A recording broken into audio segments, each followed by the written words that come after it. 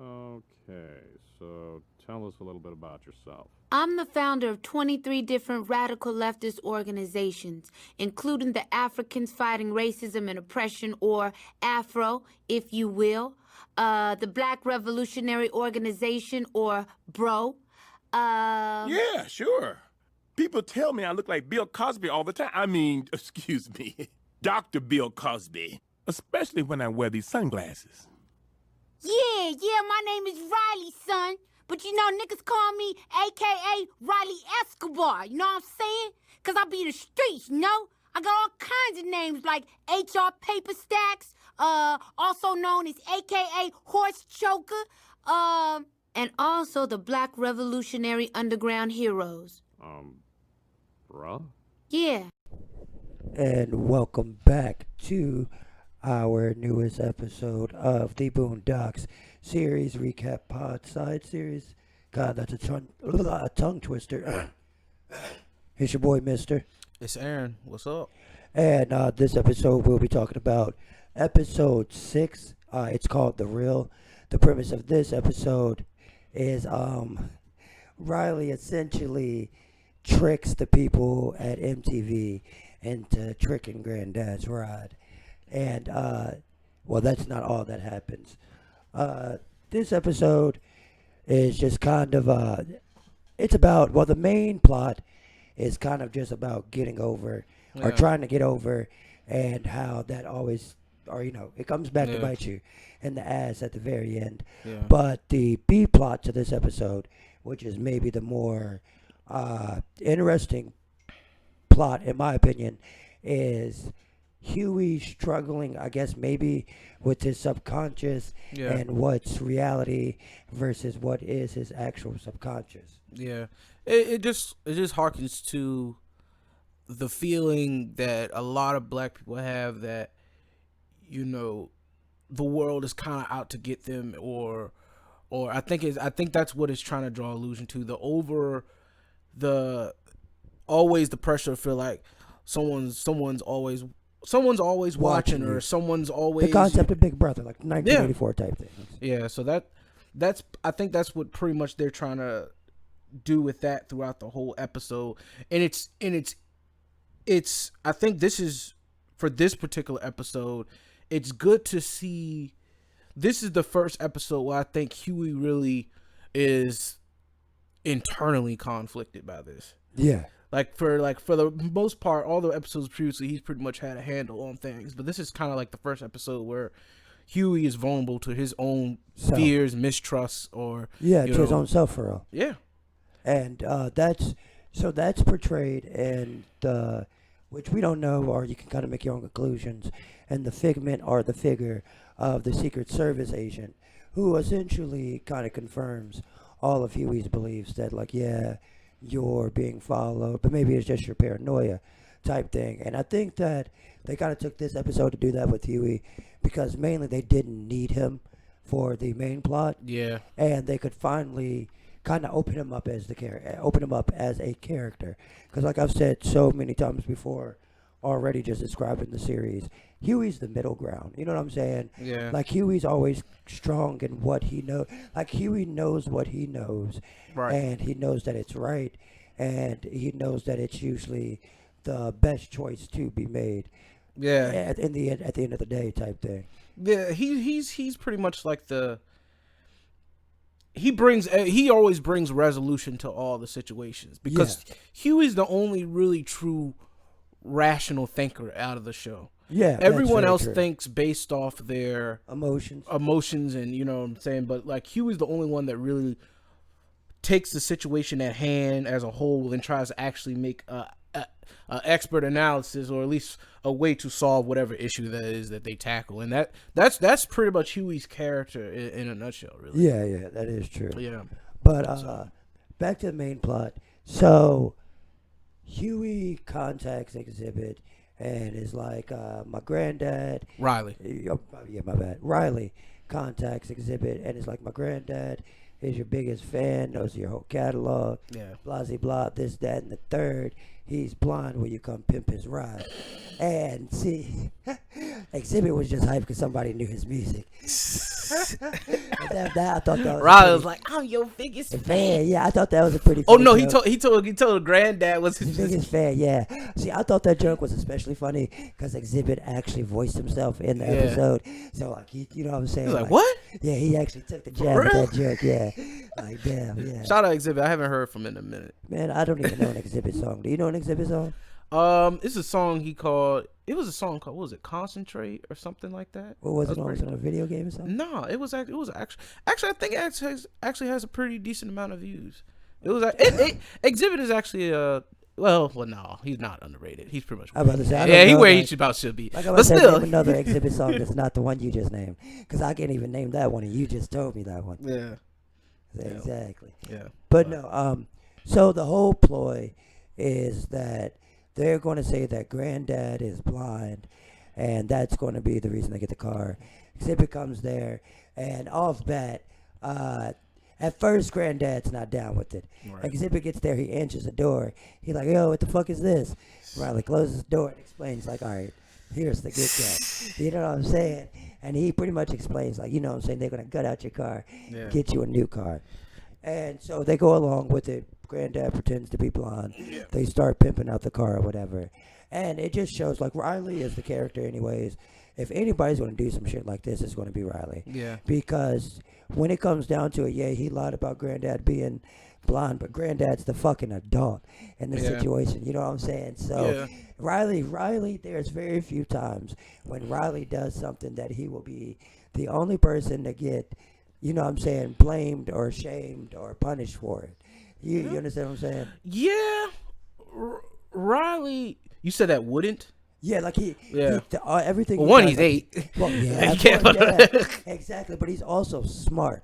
You know what I'm saying? Like he pretty Yeah. much set Granddad's ass up with that one. Yeah, but see, Granddad kind of got himself into this position because, like, Granddad once again let the bitches. Yeah. Like That's he true, let yeah. always, like, that's all Riley had to say is like, you could get some. Bitches. And see, that's just not. There's a highlight point right there too. Yeah. You tell somebody you can get some bitches by doing something, 9 times out of 10 they're gonna try to do it. You know what I'm saying? The allure of sex and just attracting people makes people do the dumbest shit Yeah. and lie about the stupidest shit. Like, why the fuck would Yeah. you lie about being blind? Yeah. Even if you got the bitches, you wouldn't be able to see them technically. You know what All I'm the saying? time. What you finna do? Yeah, exactly. It'd be kind of fucked up if you actually did look at them because you're supposed to be blind. Yeah, so it's and it's crazy because Granddad is the oldest one, but he's the most impulsive decision maker You for think the so? most part. I think so, because who else would be the most? Tom. Cause I feel like Tom, yeah. Cause Tom, You did- can't convince Tom of a lot of Exactly, 'cause They do Tom- be bitching Tom. He also, whatchamacallit, Tom tried to get his 15 minutes too. Yeah. He came over when.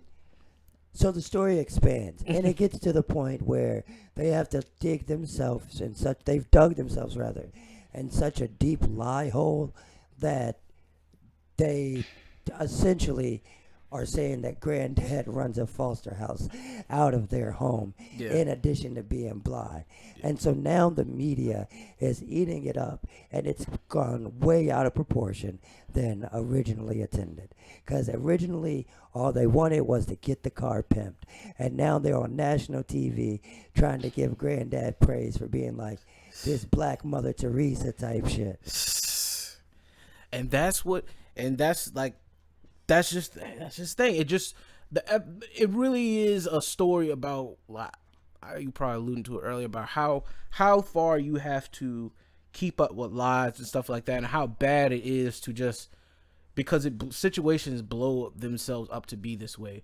On the flip side of the coin, I think it also, in a small way, not as much, but I think another thing we can take from it is that when you don't have, you know what I'm saying, and this is just a larger point, you know what I'm saying, because Huey was saying when he was talking, had his little, well, I guess it wouldn't be soliloquy if she was there, but his little one-on-one with Jasmine, he was saying, Yeah. Nothing in this world is free. And I'm saying, like, it's very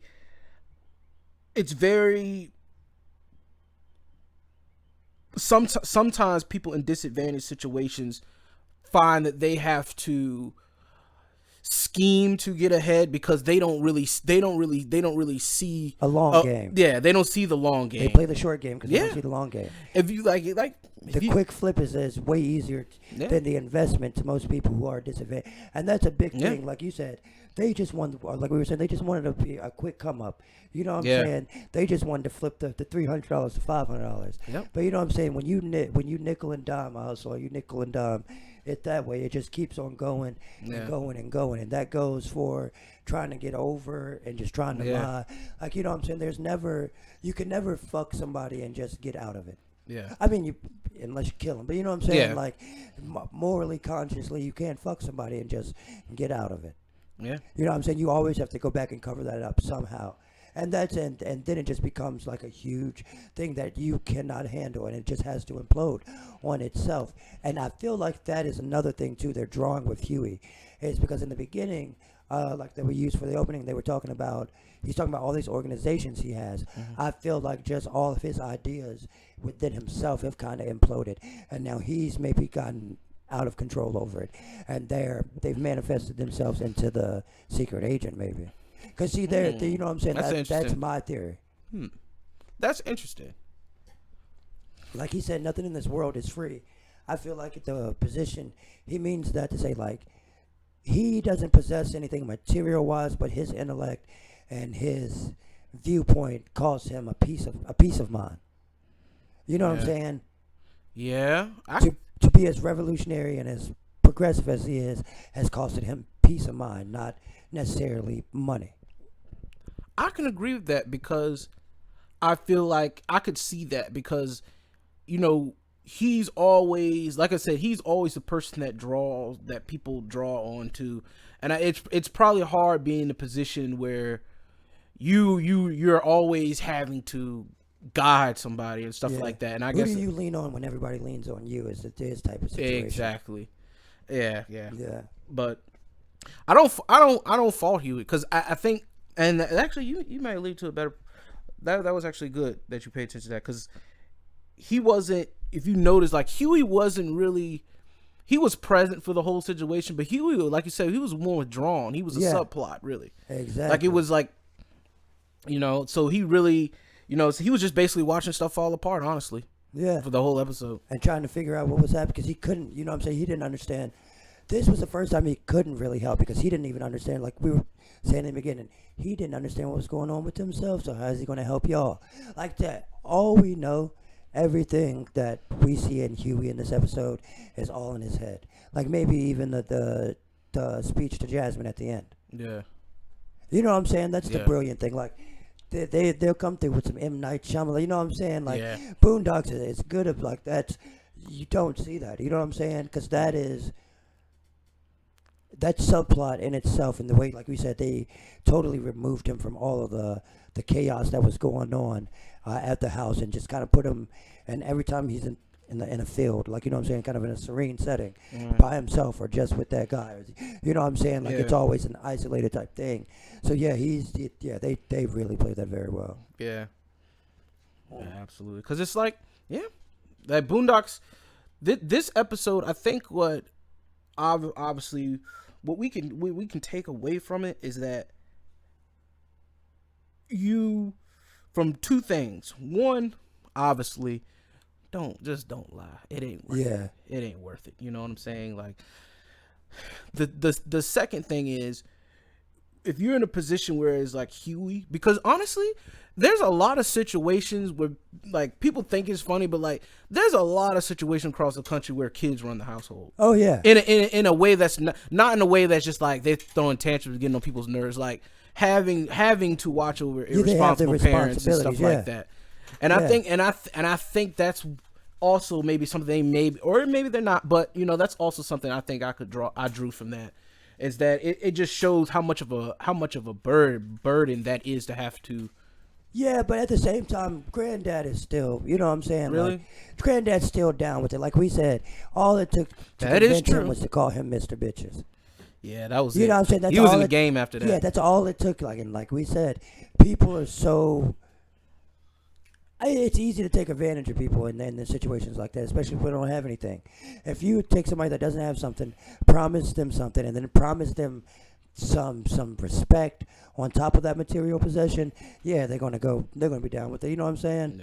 Yeah. I get what you're saying with that, but Okay. Riley, I don't think runs the house. I think Riley just is a easy. I Plot didn't device. say Huey. Oh, Huey, I don't think runs the. I think Granddad definitely runs the house. You know what I'm saying? Huey's just the smartest person in the house. Okay, that's Huey's fair. just the smartest person. I'll take that. Like, 'cause he doesn't take care of Granddad. You know what I'm saying? You know what I'm saying? Like, Yeah, shit. maybe that was a reach, but It's not like they're desolate or anything. Like, you know what I'm saying? He doesn't have to take care of Riley. Yeah. Like, if he wasn't there, not like Riley wouldn't eat or nothing like that. I mean, for real, Well, it doesn't ain't even, just about being poor. he doesn't even really. You know what tame I'm saying? Riley. He lets Riley do whatever. He essentially lets Riley do whatever. Yeah. That's why he let That's him. not good though. I mean, what is he gonna do? Yeah, Their brother, you know what I'm saying? Like, Riley's 8 though, man. And You he's can't 10. just be like, and he's 10. yeah, that's not good though. I mean, they're You just let them cartoon be- characters. I mean, they're cartoon characters, so you know. what Yeah, I'm saying? yeah. But you know what I'm saying? Like, what is he supposed to do? Yeah. Watch over them. He does. Make sure they're not hanging out with killers. But you ever met somebody like Riley? Riley shot a before? gun first But that's- episode of Grand And that's Tactics. the thing there, and that's another thing about the relationship, or just Riley's relationship with anybody. There's always going to be people like Riley. Yeah. You don't stop that. You know what I'm saying? He gonna find a way to do what he wants. I see what you're saying, but when they're The eight, fact when that- they're 8, that's still kind of Yeah, on but- you though. but I'm saying overall as a character type, Yeah. as being a person. But yeah, I get you. Yeah, they kind of did. The Boondocks did kind of like. I guess they are kids, but I guess they're in It's reference South- to the show. They might as well be adults. Yeah, it's Black South Park. Yeah, pretty much. Boondocks is essentially Black South Park. Yeah. Damn. That's Yeah. Well, the end of the episode ends up with them having to sleep in the car. Oh, a big ass hole in the side of the wall because everybody found out it's fake. Granddad can see. Blah, blah, blah, that and the third. And Riley has the audacity to be in the car offering refreshments like everything is hunky-dory. You know why? Because Riley is never the one that's mostly negatively affected. You know what I'm saying? Yeah. Like, at least everybody's on the same playing field as him. He's not doing any worse than anybody else in the house right now, even though he's the one that put them in this position. Yeah. And see, that's why Riley is the asshole. Riley is the guy. He's not just the kid. He's the guy that riles you up to jump off the fucking roof of the house. And then when you break your leg, be like laughing at you like, you shouldn't have done that shit. Which, of course, you definitely shouldn't have done that shit. But you also shouldn't have told him to do it, motherfucker. Yeah, that's true.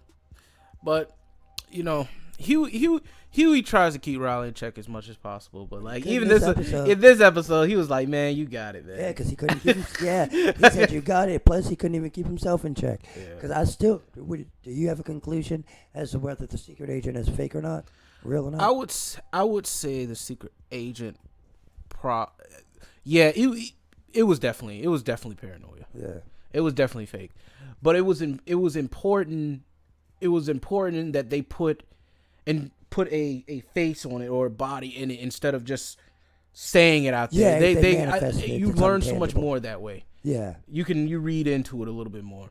So it's glad that they had that. He kind of had that dialogue at the beginning and kind of throughout that episode to kind of like, you know, reinforce that. Yeah, exactly. Yep. So you guys let us know what you think about our review of this episode. Also, don't forget to follow us, the Simple Math page. We're on all platforms. And then, of course, we'll be here waiting for you for the next episode and all that good stuff. See y'all next week. The Simple All right, Math. maybe next episode because, people come back and retroactively listen to. Bye, Yeah. y'all. Peace. Yeah.